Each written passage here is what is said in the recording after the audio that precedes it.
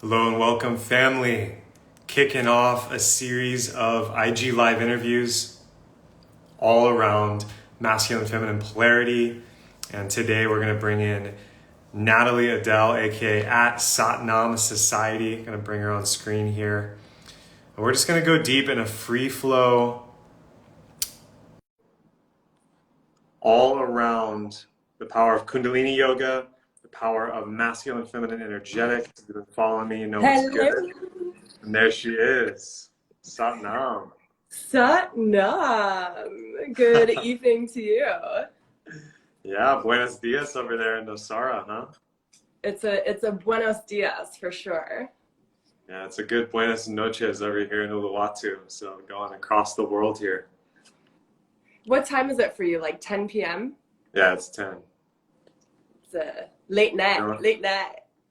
Feeling the vibes, yeah. I mean, in Bali, it's the late night and early morning shift if I want to be fucking with the Western Hemisphere, which is always the case. So I'm used to it by now. Let me turn the volume up here. There we go. Cool. You're all right? What's up? You can hear me all right? Yeah, my volume was down, so you sounded like you were coming all the way from Bali. So now you sound like you're right here. Playing telephone out here. Yeah, exactly. Well, awesome. Well, now I'm stoked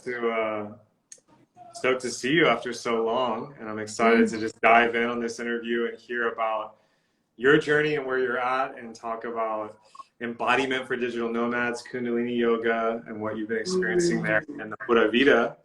And then eventually I want to get into some of your takes and just a discussion really with masculine and feminine energetics and tantra, or call it polarity, whatever, and how you really relate to that, especially from a yoga lens. I feel like that's super valuable. And everyone joining in right now, since we're live, type in the comments where you are, share one thing you're grateful for. If you have questions as we go, please type them in, because we'll get to those about halfway through. So Natalie, I'll introduce you, then I want you to introduce yourself, because I know you're a completely different person from when we worked together, but we had the pleasure of working together a couple of years back. And I know you have been on the yoga path for a long time. Natalie is a Kundalini yoga teacher and mentor, all around embodiment. And you've been on a heroine's journey, because when I met you, you were running a yoga studio with your sister on the East Coast. And since then, you've kind of traveled the world and come into your own, and are now settled in Nosara, Costa Rica. What's that life like? Oh my God. Oh, the Nosara life. It's like, and I've heard you say this before, Kev, too, of like, can it really be this good? Can it really be this good? That's Nosara life.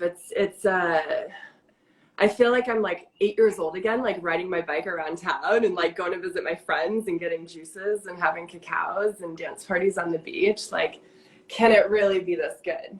Like, Right. And it's rainy season here right now, which is great, because all the tourists kind of like float out, and a lot of even the people who live here float out. And it's just people who are like committed to like staying in the jungle during monsoon season. Right. Which is an amazing time to like go inward, right? And be in like a creative bubble when it's raining and you're in the rainforest. Yeah, totally.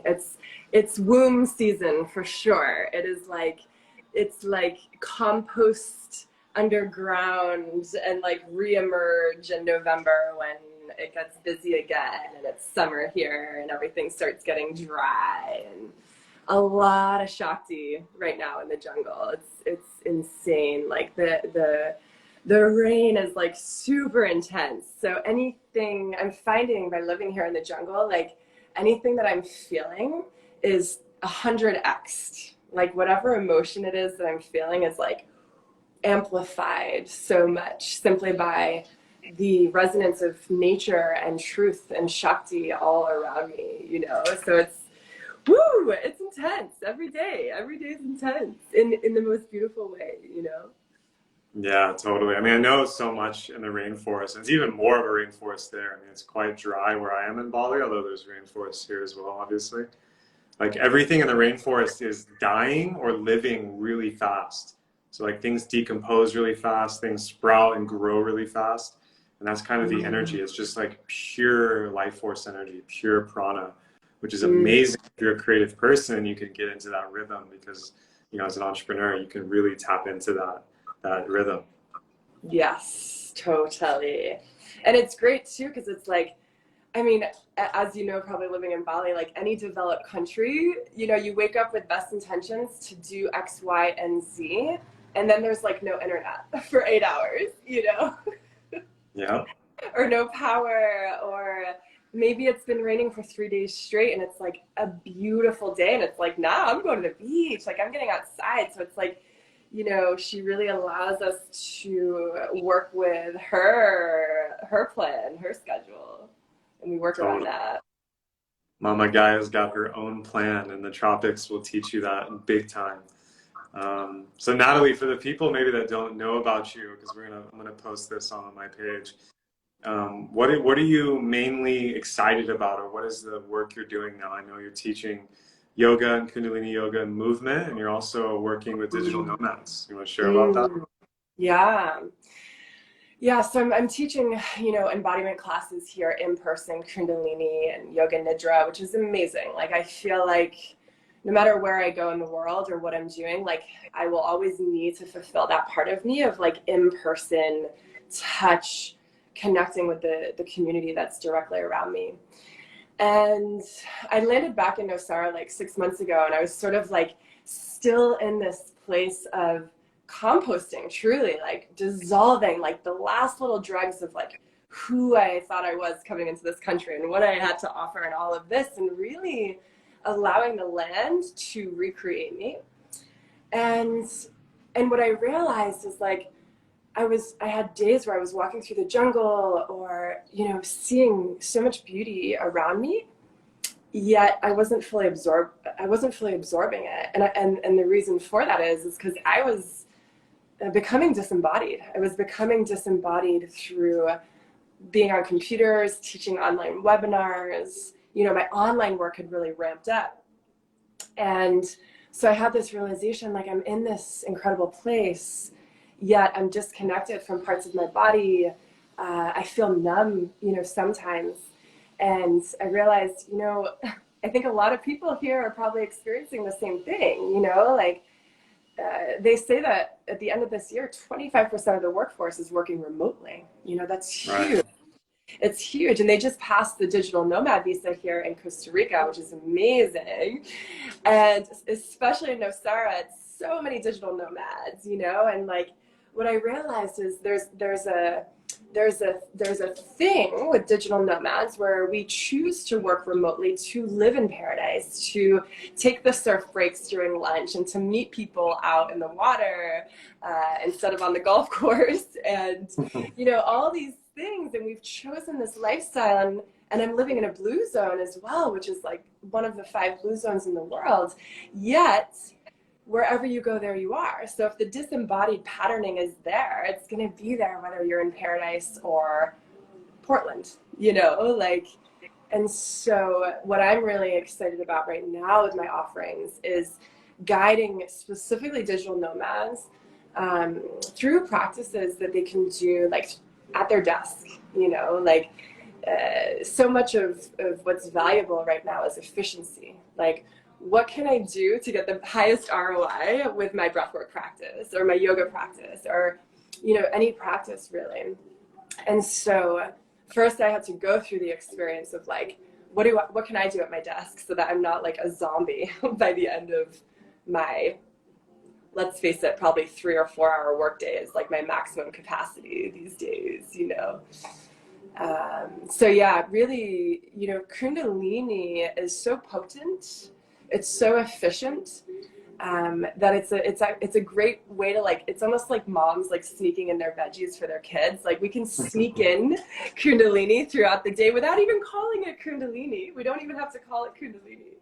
You know, it's breath, it's mantra, it's deep intention and embodiment. So that's what I'm psyched about right now. I just released a 4-week coaching program specifically for digital nomads, and there's such an abundance of digital nomads around here. So it's super exciting, and co-working spaces are a great place to explore that, right? Like sort of bringing this concept of embodiment into the co-working space is really cool and exciting. Right, I love that. I mean, everyone is interested in the quick, efficient, effective practice to be embodied. I know, I've geeked out on this over the years, and even a 5, 10, 15-minute break with breath or embodiment or movement can just change your entire day, right? And Guru Jagat, RIP, and I think also Yogi Bhajan was describing Kundalini yoga as actually a yoga for the householder, right? Someone that's in the workforce, that's in the marketplace, to really align their nervous system and gather energy and gain perspective to serve the world, right? Even though the people that probably developed this stuff first, like the pranayama and the asana and the meditations, they were often in ashram in the mountains somewhere, right, or in the jungle.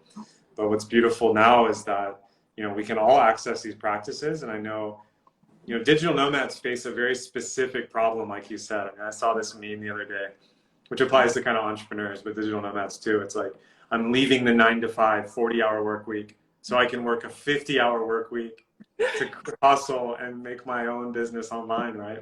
And I think a lot of us have experienced that, where when you leave the structures of normal society or the 9 to 5, you actually become radically self-responsible for embodiment, for breath, for food, for your ROI, right? Return on impact and return on investment. And so the digital nomad life is glamorized, but it ain't always cupcakes and surf breaks. Sometimes you got to move through those big feelings and stay online on your laptop, right? Yes, cupcakes and surf breaks. Exactly. And in a way, like when we are traveling, like the other aspect with digital nomadism is sovereignty, of like, I don't need the yoga studio. I don't need really anything external to resource, to refuel. Like, so this concept of like sovereignty and self-care is like really interesting to me, of like, I don't need like the ring that tells me how I'm sleeping. Like, I don't need any of those things. They're all beautiful. But like, let me just tune in with self. How do I feel? How's my body? What do I need in this moment? And how can I alchemize that as efficiently as possible? Totally. So when you're, I know Sarah is an amazing, like kind of high tier, class of entrepreneurs. I've spent a little bit of time there. It's a beautiful town in like it's a region on the west coast of Costa Rica. Yeah. And what do you really notice are like the problems like a digital nomad or a remote worker would face there, like in terms of their daily practice, their work, and maybe their relationships? Like, what are the big areas there? Ooh, the word balance is coming to mind for me. Sometimes it can feel overwhelming because there are so much to choose from here. And so finding that balance between like, okay, it's really actually, I find the balance between the masculine and the feminine of like, okay, like for example, let's say I'm launching this online course in a month. Like I've got systems and structures in place. And again, maybe the power goes out. How am I going to work around that? How am I going to flow with that? Or like everyone's going on like a catamaran trip this weekend, and like I have a webinar, So for me, it's really beautiful. I'm discovering like learning my own masculine and feminine balance when I'm trying to be simultaneously creative and direction focused and spontaneous, and so finding that balance and kind of going with the flow, but then also having structure. So I would say that would be one of the challenges is, like really that work-life balance though, 100%. Yeah. I mean, the masculine side of us gets to create the structure and the strategy and like decide and move into that. But like, someone was sharing in the comments here, Joanna, when the internet goes out, which I know I've faced a lot there in Costa Rica, it happens in Bali too, but if the Wi-Fi cuts out or the power goes out and you had a call scheduled or you had a webinar or you had commitments, you have to learn how to pivot gracefully. And sometimes that can be a big challenge when you're used to like, being in an office somewhere or a corporate building where it's like, that's never going to happen. What have you found is like a way to stay humble, but also like ride those waves gracefully, say when you have commitments or clients or teachings? I like to lead with reality of like, hey, let's not forget. I like to always lead with, hey guys, thank you so much for joining me today.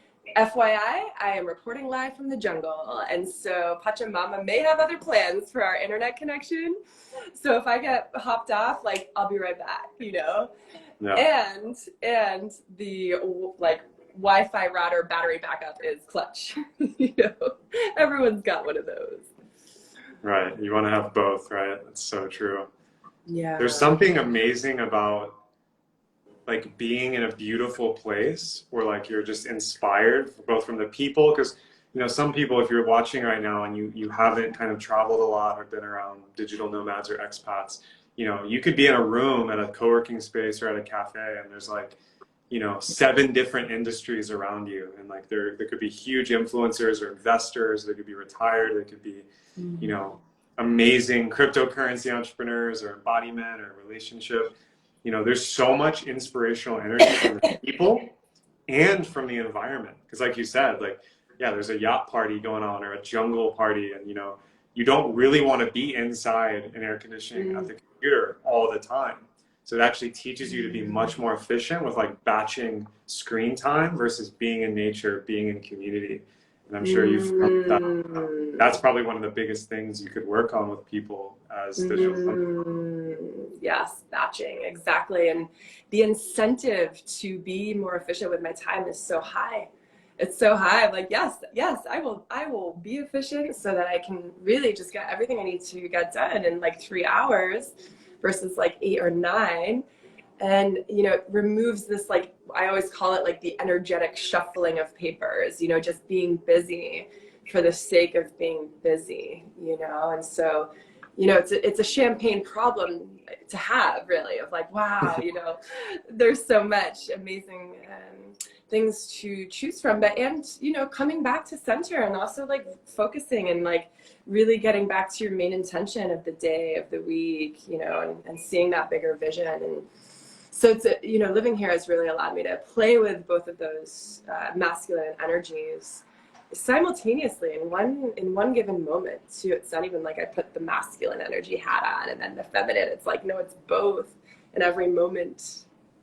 Yes, beautifully said. So for someone watching, Natalie, what's like a top practice that they could implement today? Say they're at their home office or they're traveling or they're, you know, wherever. Like what is a go-to practice that you could do in 15 minutes that would completely change your energy and your focus today? That's a great question. I love bioenergetics, and I'm not even interested in like 15 minutes. I'm like, what can we do in like 2 minutes? What can we do in 2 minutes? Because like I really enjoy like recommending every hour to do something for a minute or 2, and so I feel like it's so much more realistic. And so even something simple, Kev, as like standing up from your desk, arms overhead, and then breathing through your nose and jumping for 60 seconds. Like stand up, arms overhead, close the eyes, jump up. Like it raises the frequency of your auric field so quickly. And then after that, like the heart's gonna be racing, standing with your feet on the ground and just doing a little Osho dynamic meditation of just standing and letting the shoulders shrug and breathing in through the nose and let the body move the breath. Like shake out the wrists, let a few sighs out. 2 minutes, that's it. Game changer. It's a game changer. Even just like pretending to do it just now, I'm like, woo, okay, I feel good, you know? It's like, and also too, like aromatherapy is huge. Like I always have aromatherapy nearby, like lemon, mint, like a couple of drops, and like clapping is a really effective embodiment practice actually. Like back when theater was first created, like the reason why we clap is to remember that moment that we enjoy, that entertaining moment. So by clapping in that moment, you're embodying that moment. You want to remember that moment. Yes, let me embody this moment. And so clapping is a really nice embodiment practice.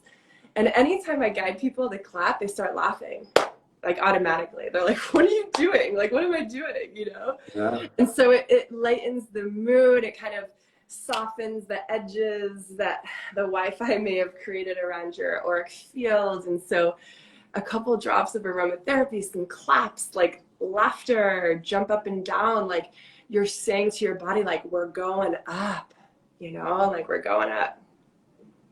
Beautiful. So simple and so actionable. I mean, the kind of like super masculine version of this, like my go-to used to always be like 22 push-ups, breath of fire. That would be, I would just like get up from my desk, just boom, boom, boom, boom. And I forget who, like I first got the idea from some copywriter as I was living in San Diego.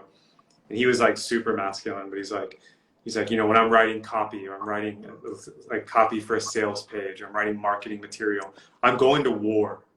Like, this is a war. My resistance says, stop, go get another coffee, go do this. No, fuck that. 20 push-ups, you know, and it's like, keep writing. Like, it's kind of a more masculine mindset, but it really works. Yeah. Like, I would challenge anyone, if you're doing something you don't like, or you're encountering a lot of resistance, instead of scrolling or bullshitting or like, oh, let me go check what's in the fridge, boom, just get in your body. Squats, push-ups, what you just said, the Kundalini shaking, the Osho meditation, the breath, the aromatherapy. You know, it's really about just that little bit of choice of like, what are you going to do when you get stuck? Or what are you going to do to reset? And this, what you find is all high performers, you know, anyone who's really made it, you know, they have these transition rituals all the time, whether it's qigong, whether it's yoga, whether it's breath, whether it's the like more energetic practices.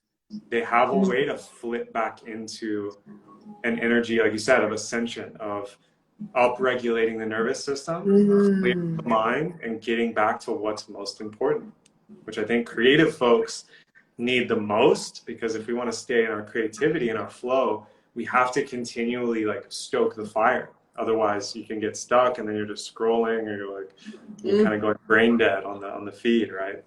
Whew. Yeah, we lost one. Man down. Totally. I call it done and dusted. Like, let's get it done and dusted, you know, quickly. Just, you know, living in the jungle in dry season, in 10 minutes, everything's dusty, you know, and this is what happens to our cerebral spinal fluid, is when we're sitting, and we're probably, let's be real, like not sitting like super upright and like 90 degree in the legs and, you know, shoulders above hips and all this, after a while, then the cerebral spinal fluid, which carries our light force, which is the vessel of higher frequencies, just kind of stagnates in the lower spine and becomes this sort of like swampy, murky energy, which isn't good or bad, it just is. And so our cerebral spinal fluid is the same exact constitution as the ocean. It's saline, exact same constitution. And so when we look at an ocean on a sunny day, it glistens, it glimmers, it's alive, it's radiant. And so if we can do things like shaking the low back, just moving the low back and the hips, like it can start to mobilize the cerebral spinal fluid, and all of a sudden the light is moving and we don't even need to know like how it works or why, you know? Yeah, this is a huge one, is keeping prana or chi in motion, right? And that's why moving your body is like definitely the easiest way to access this, that anyone can access. And I mean, you nailed it. You don't need to know how it works or all the fancy terminology. It doesn't need to be ultra spiritual. It's just about feeling alive, feeling good, feeling in your body, present, grounded, focused. And, you know, I think that goes without saying that that's what we all want to be. And obviously digital nomads have that unique challenge where we're on our computer a lot, phone or laptop. So I want to switch topics here, Natalie, because that feels complete, and there's like so many rabbit holes there. But you already mentioned it, masculine, feminine energy, and kind of some of the way you've related to it. What does it really mean to you to, like you said, combine both sides, like your more masculine yang or solar energy with your feminine yin or lunar energy? Like, what's your understanding of that, and do you work with that in your practice?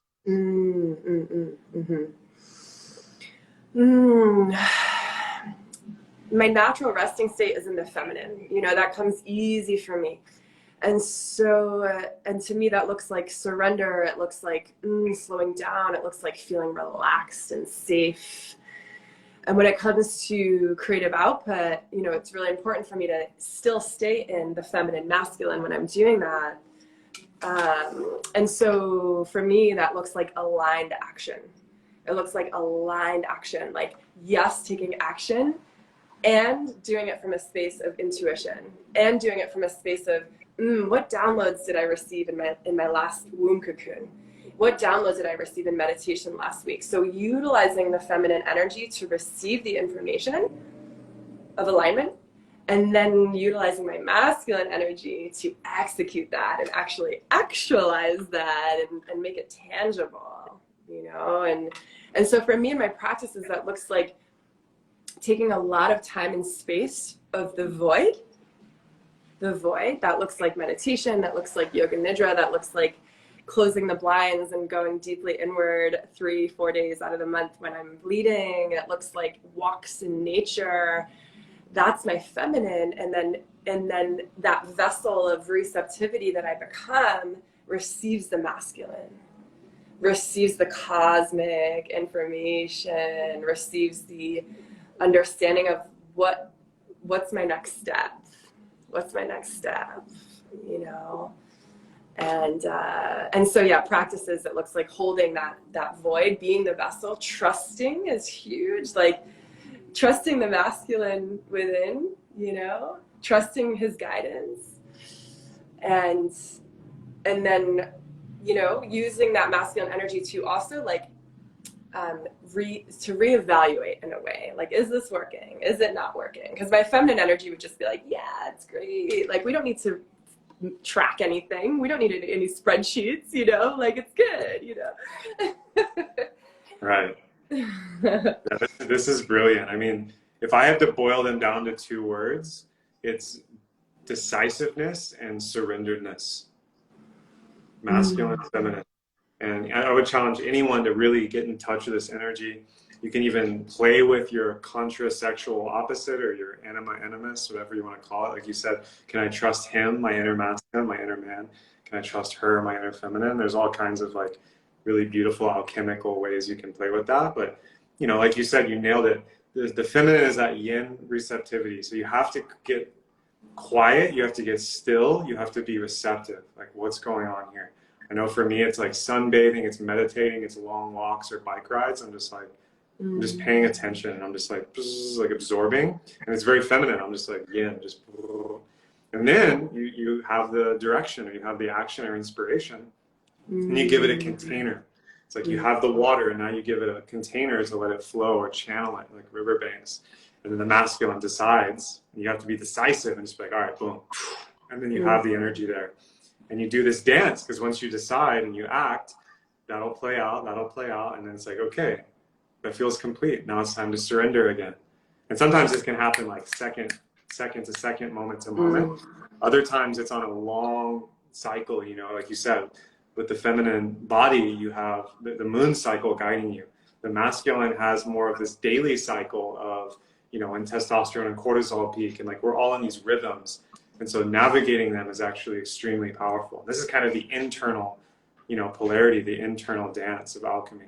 And I'm curious, for you as a woman, being a you know, an entrepreneur, a business owner, do you ever get into a place where you need, you know, the external mirror, for example, a masculine partner, or maybe, for example, having a mentor or coach or even a friend help you mirror that energy if you get into a spot where like maybe it's not flowing for you?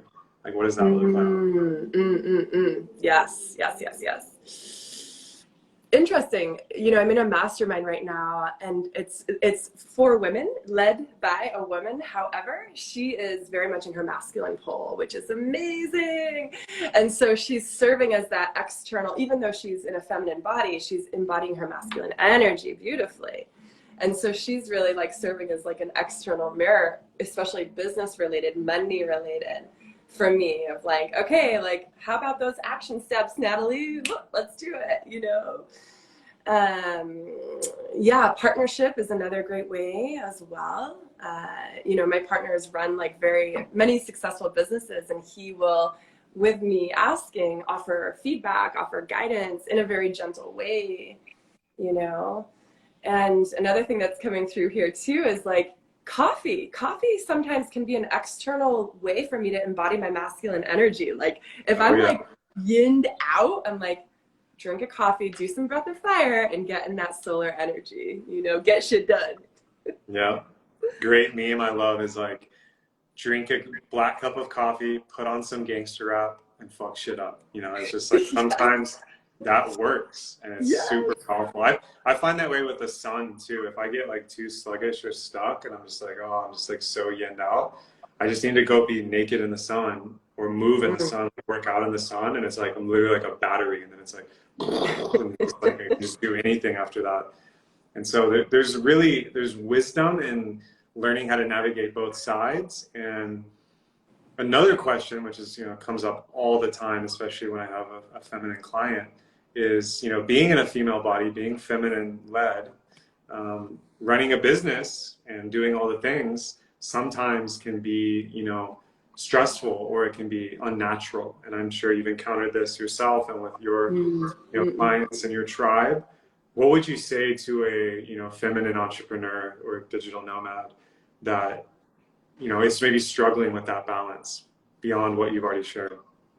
The word trust is coming to mind for me, like freaking trust. Like the more we can reside in our natural resting state, whatever that is for our bodies, whether it's feminine or masculine, like the Tao will take care of it, you know? And so I think it's really valuable for us as female entrepreneurs, digital nomads, to understand where we're going. Again, that aligned action. What are your desires? Not your demands, but what are your desires? You know, that's that really feminine energy.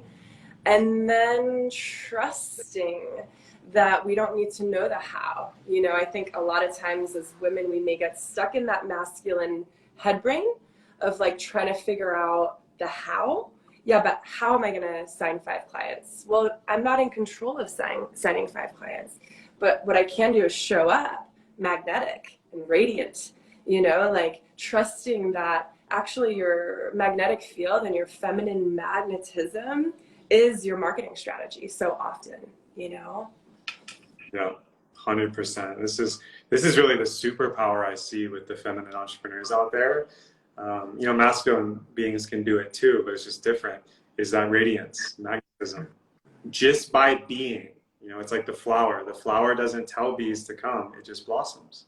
Yeah. It's just that's Tao. It's just happening, and that's really a superpower I see in the space. You know, with my partner, she's beautifully amazing at this. I'm friends with a lot of, you know, feminine entrepreneurs that can do this really well, and they don't need to hustle actually more than like 10 or 15, 20% of the time, because they've mastered that radiant, magnetic, you know, way of doing business, which is extremely powerful for sales, marketing, or fulfillment, you know, if you're running a business. And I think more women out there, more feminine beings get to hear that and practice that, because, you know, if you're in society in the mainstream, you'll just be taught to do it the masculine way. There's not even a conversation about, is there another way, right? Right. Totally. And I know for me, what comes up, and I'm sure a lot of women can relate, is like the question of, is that enough? Like, is my radiance enough of a strategy? Is it enough to like really get what I want, you know? And it's like, this is where the experimentation gets to come in, you know, and really sending those, you know, the feminine energy shares her desires, you know, she doesn't demand something. And so really sharing desires with the universe, you know, and let the magic unfold. Truly, it's unbelievable, and it's going to happen. It's going to come through a door that we didn't even know was there, you know. Totally. In mysterious ways is how magnetism works. It'll come from directions, doors, or even the window that you weren't even looking at. That's where the opportunity, that's where the client, that's where the partnership, that's where the, you know, the creativity comes through. So I just want more and more people to hear that, feel that, especially now where, you know, the world's feeling a little more shaky. It's a little more uncertain and chaotic. You know, I don't know what's going to happen in a few months or in a few weeks. There's so much crazy shit literally happening in the world right now, economically, culturally, etc.